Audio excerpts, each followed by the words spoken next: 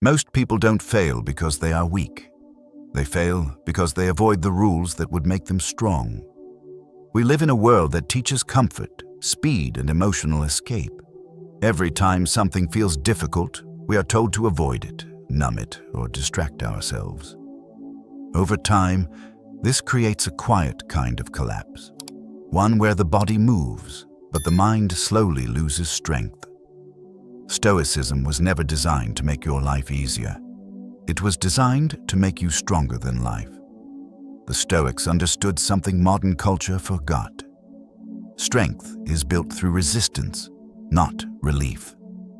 They trained their minds the same way warriors trained their bodies, through discipline, restraint, and voluntary hardship. Not to suffer, but to become unshakable. These are the rules most people avoid, and that's exactly why they work. If you are tired of reacting, tired of overthinking, and tired of feeling mentally weak despite trying so hard, this is your moment. Today, we walk through 8 brutal Stoic rules that can fix your mind and, in time, fix your life. Rule 1. Embrace discomfort before life forces. Most people spend their lives running from discomfort. They delay hard conversations, they avoid physical strain, they numb emotional pain with distractions, and without realizing it, they slowly train themselves to be fragile. Discomfort feels like a warning sign, but in reality, it is an invitation. It is the signal that growth is possible. Every meaningful transformation in your life likely began with something uncomfortable. An honest decision, a difficult discipline, or a moment where you chose effort over ease. Yet modern life teaches the opposite lesson. If it feels hard, avoid it. That belief quietly erodes your resilience. Stoicism challenges this instinct directly. The Stoics believed that avoiding discomfort weakens the mind long before it weakens the body. When you constantly choose comfort, your tolerance for hardship shrinks. Small problems feel overwhelming, minor stress feels unbearable, and when real adversity arrives, as it always does, you are unprepared. Marcus Aurelius reminded himself daily that life would bring resistance, insults, fatigue, and disappointment, not as a curse, but as training. He understood that hardship does not appear to break you. It appears to reveal how strong you already are. Discomfort is not an enemy attacking your peace. It is a sparring partner testing your discipline. Think about the moments you avoid most. Waking up earlier, exercising when you feel tired, speaking the truth when silence feels safer, sitting alone with your thoughts instead of escaping into noise. These moments feel small, but they shape your inner character. Each time you choose discomfort willingly, you send a message to your mind. I'm capable of enduring more than I think. Voluntary discomfort builds immunity. When you expose yourself to controlled hardship, you reduce the fear of future pain. Cold showers teach you to calm under stress. Difficult workouts teach you persistence. Hard conversations teach you self-respect. You're not punishing yourself, you are preparing yourself. Start small. Choose one discomfort each day and face it without negotiation. Do it calmly. Do it deliberately. No drama, no reward, just discipline. Over time, your mind learns a powerful truth. Discomfort does not control you. Because the man who embraces discomfort by choice will never be ruled by it when life has no mercy. Rule 2. Control your reaction or lose your power. Most people believe their emotions define who they are. When anger rises, they act. When fear appears, they retreat. When frustration builds, they explode. Over time, this turns the mind into a reactionary machine, constantly pulled by external events it never chose. Stoicism teaches a brutal truth. Every uncontrolled reaction is a transfer of power. The moment you react without thought, you hand control of your inner state to someone else. Words, insults, delays, criticism, disrespect. They only dominate you if you allow them to decide your response. Emotion is not weakness, but emotion is data that requires discipline. The Stoics never denied feeling. They denied impulse. They understood that between stimulus and response, there is a sacred space. In that space lies your freedom, your dignity, and your authority. Lose that pause, and you become predictable, controllable, and easy to manipulate. Marcus Aurelius wrote that if something outside disturbs you, it is not the thing itself, but your judgment about it. This is not philosophy for monks. It is a survival skill. The ability to pause before reacting is what separates the calm leader from the emotional prisoner. When someone disrespects you, your first impulse is to defend, explain, or retaliate. That impulse feels justified. It feels human, but it is also the fastest way to lose composure, leverage, and self-respect. Power begins when reaction ends. Practice this discipline daily. When something triggers you, stop. Take one slow breath. Ask yourself, is this worth my energy? That single pause breaks the emotional chain. It turns you from a puppet into the one holding the strings. The man who controls his reactions cannot be provoked, rushed, or dominated. He chooses his responses with intention, not emotion. And once you master this, no chaos outside you can control the world inside you. This rule is avoided because it demands humility and patience. It asks you to swallow your pride and delay gratification. But every time you pause instead of reacting, you reclaim a piece of yourself. Over time, those moments compound into quiet authority, and that authority becomes unshakable strength when life pushes hardest. Control your reaction, and nothing can steal your peace. Lose it, and even small moments will rule you. This is the discipline most people avoid because it exposes how little control they truly have. But once you see it, you cannot unsee it. Master this rule, and you stop being a victim of circumstance. You become the calm center of every storm that follows. Period. Full stop. End. Rule 3. Stop expecting life to be fair. At some point, everyone asks the same quiet question. Why did this happen to me? You worked hard. You stayed loyal. You tried to do the right thing, and still, life didn't respond with fairness. It responded with loss, betrayal, delay, or silence. This expectation of fairness is one of the most damaging illusions people carry. From childhood, we are taught that effort guarantees reward, that good behavior ensures good outcomes. When reality breaks that promise, the mind doesn't just feel pain. I feel offended, and that offense slowly turns into bitterness. Stoicism removes this illusion without mercy. Life does not owe you fairness. It owes you nothing. Marcus Aurelius observed injustice daily. Dishonest people rising, loyal people falling, effort ignored. Yet he did not waste his strength complaining about how things should be. He accepted how things were and focused entirely on how he would respond. That choice preserved his clarity and his power. When you expect fairness, every setback feels personal.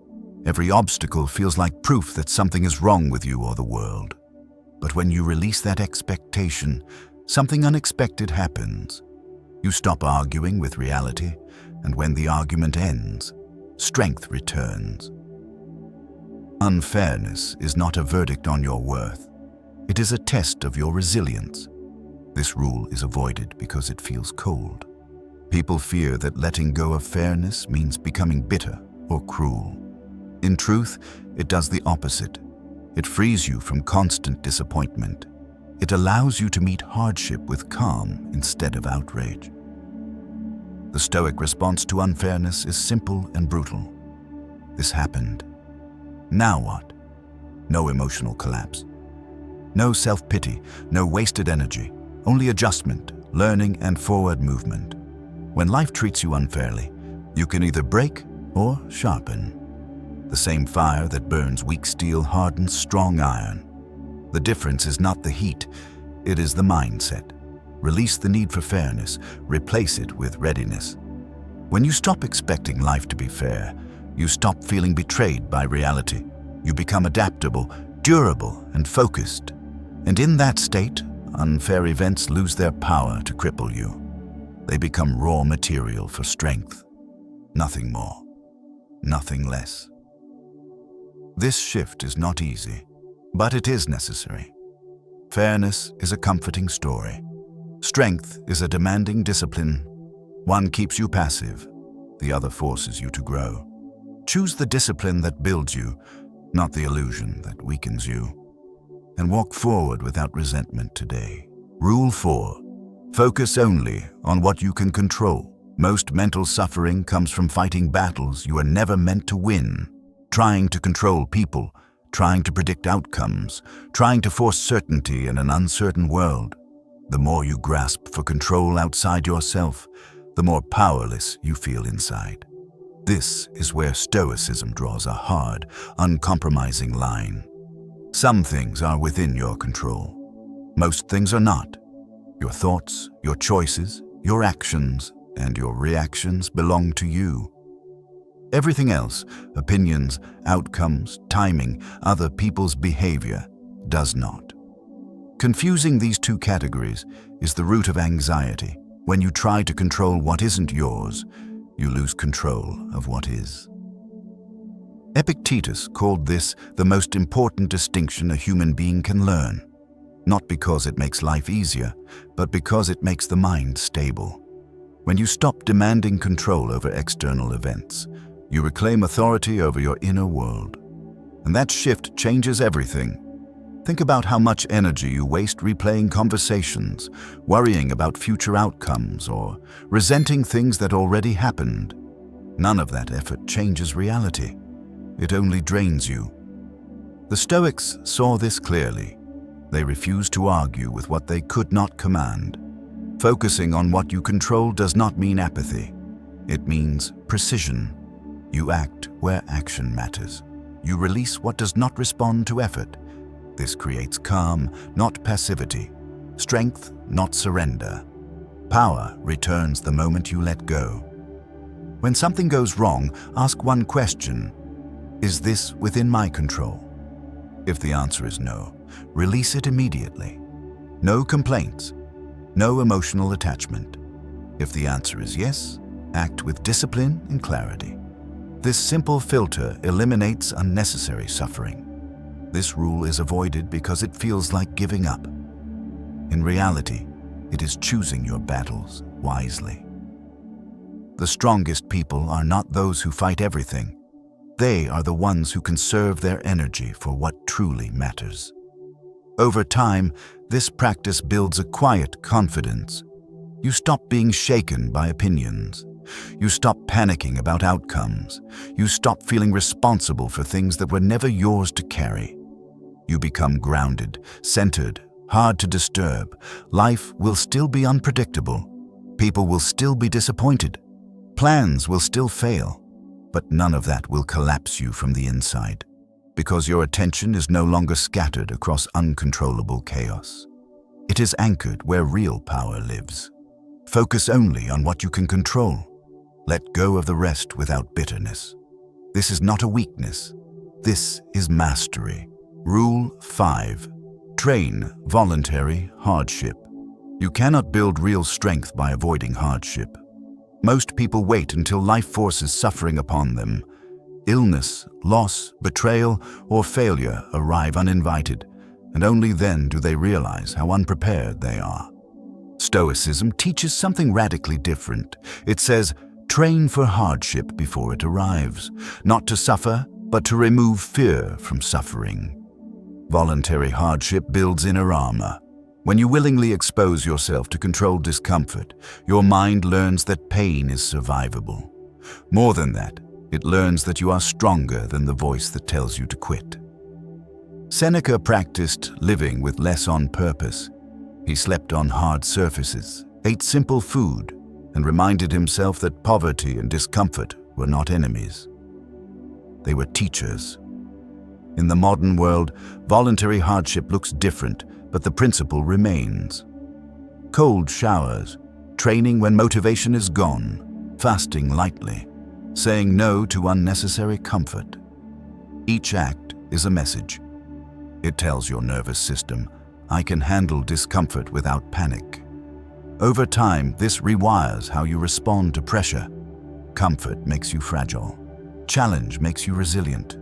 This rule is avoided because it demands discipline without applause. No one praises you for choosing discomfort, but life rewards it quietly. Train hardship in small doses. Do it consistently, and when real difficulty arrives, you will not collapse. You will recognize it. You will stand, because you prepared yourself long before life decided to test you. That's the quiet power most people never develop, and why those who do are so hard to break. Hardship chosen today prevents panic tomorrow. It sharpens judgment, calms emotion, and builds trust in yourself. You stop fearing discomfort and start using it. This is how Stoic strength is forged. Not through intensity, but through repetition. Not through motivation, but through commitment. When you choose the hard option, you become calmer in chaos. When you deny yourself comfort, you gain control.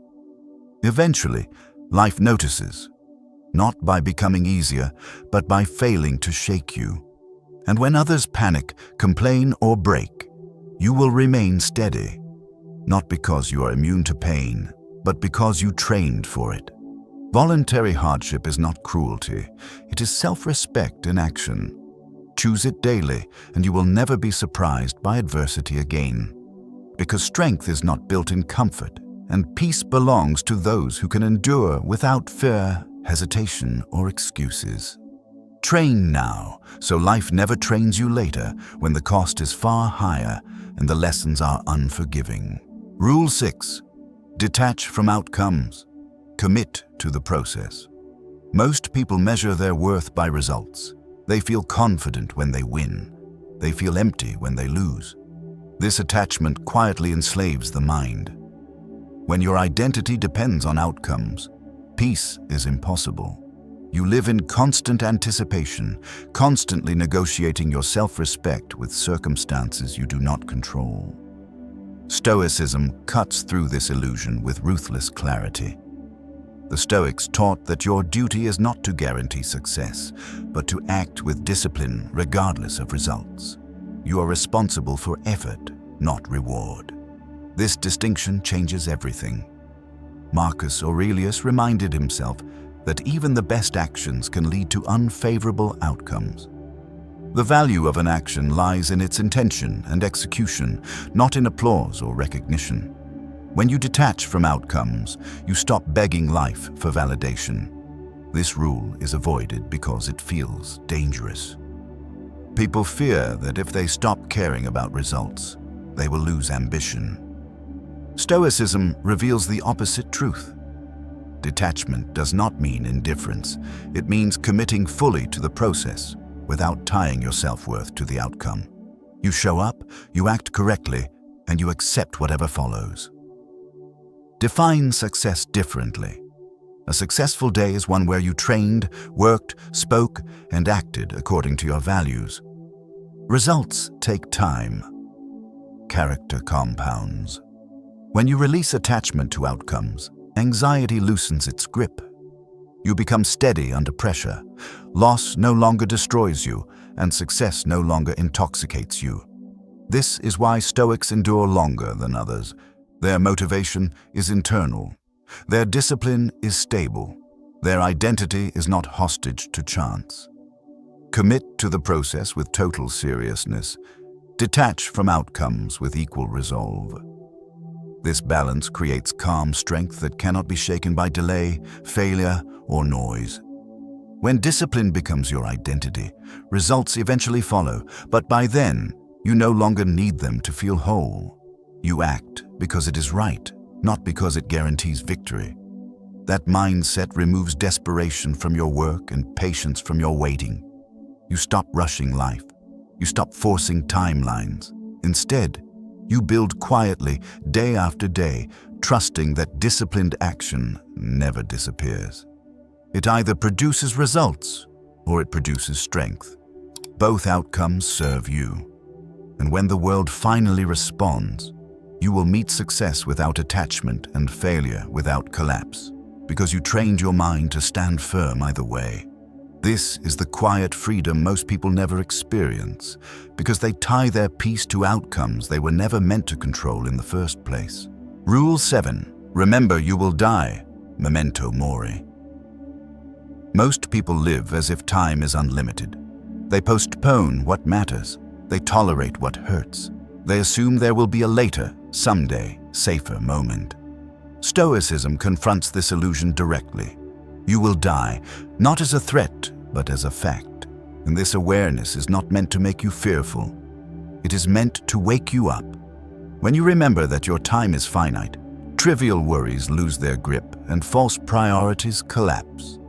The Stoics practiced memento mori to sharpen urgency, not despair. Marcus Aurelius reminded himself daily that life could end at any moment, not to darken his mood, but to clarify his actions. Death was not morbid. It was a lens. When you forget death, you drift. You waste energy on approval. You stay in situations that drain you. You delay the work that scares you. But when death is kept in view, excuses sound hollow. This rule is avoided because it feels uncomfortable. People fear that thinking about death will make life bleak.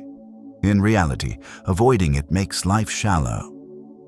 Awareness of death strips away illusion and reveals what truly deserves your attention. Ask yourself a simple question. If this were your last year, would you live the same way? Would you stay silent? Would you remain stagnant?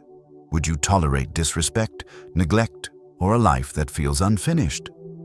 Memento mori creates pressure, but it is productive pressure.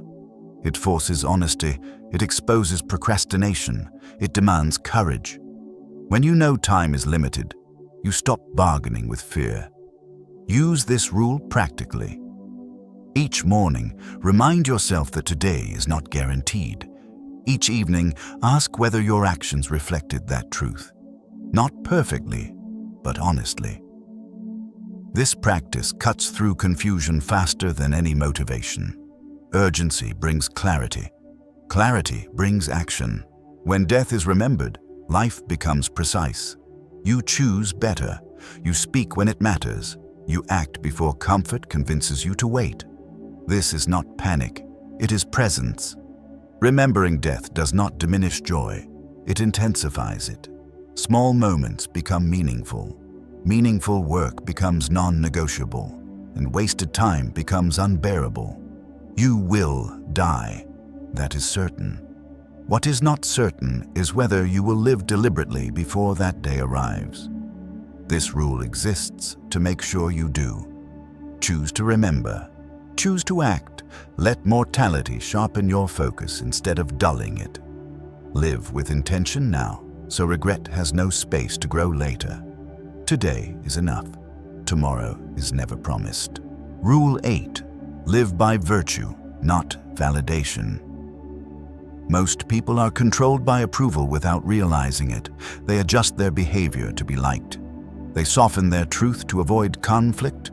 They chase validation as if it were proof of worth. Stoicism rejects this dependency completely.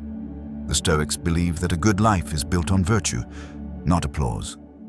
Character, not reputation. What you do when no one is watching matters far more than how you appear when everyone is. Validation is seductive because it feels safe. Approval brings temporary comfort, but it also makes you fragile. The moment your self-worth depends on external reactions, you surrender control of your inner life to others. Praise inflates you. Criticism crushes you. Silence confuses you. Virtue restores independence. Marcus Aurelius reminded himself to act rightly without expecting recognition. He understood that living by principle is the only form of freedom that cannot be taken away. When your standards come from within, no crowd can move you. This rule is avoided because it requires loneliness. Acting with integrity often means being misunderstood. It means doing what is right even when it costs you comfort, popularity, or immediate reward. Most people would rather belong than be true. Living by virtue means aligning your actions with your values consistently. Discipline when no one checks. Honesty when lying would be easier.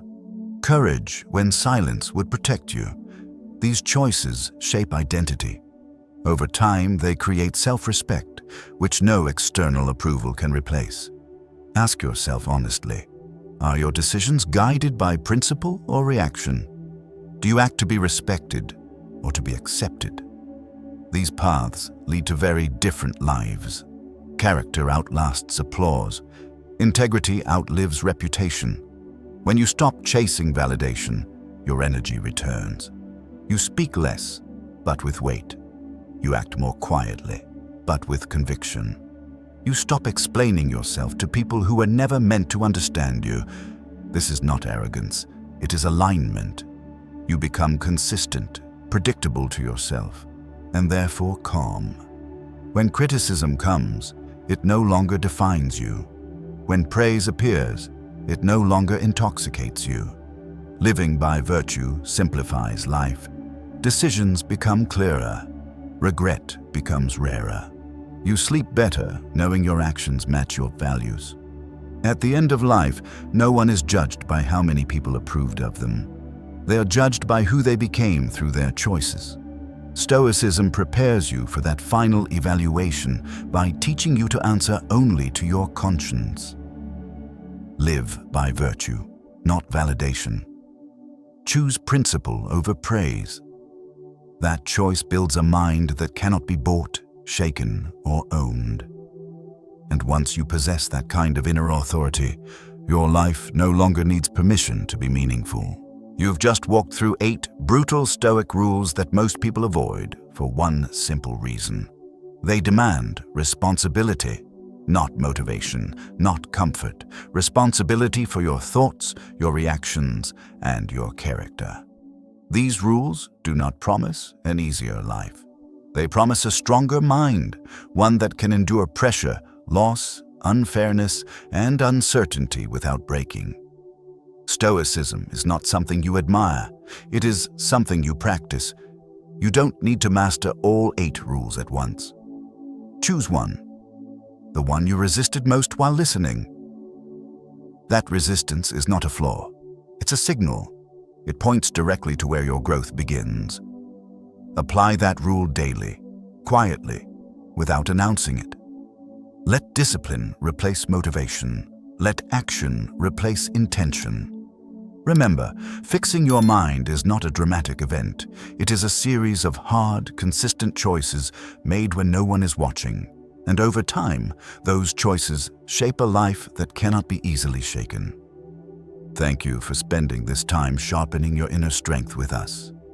If this message resonated, return to it when life tests you, as it inevitably will. And if you're ready to continue building mental discipline, clarity, and quiet power, I'll see you in the next video. Until then, stay disciplined, stay grounded, and live by principle, not impulse.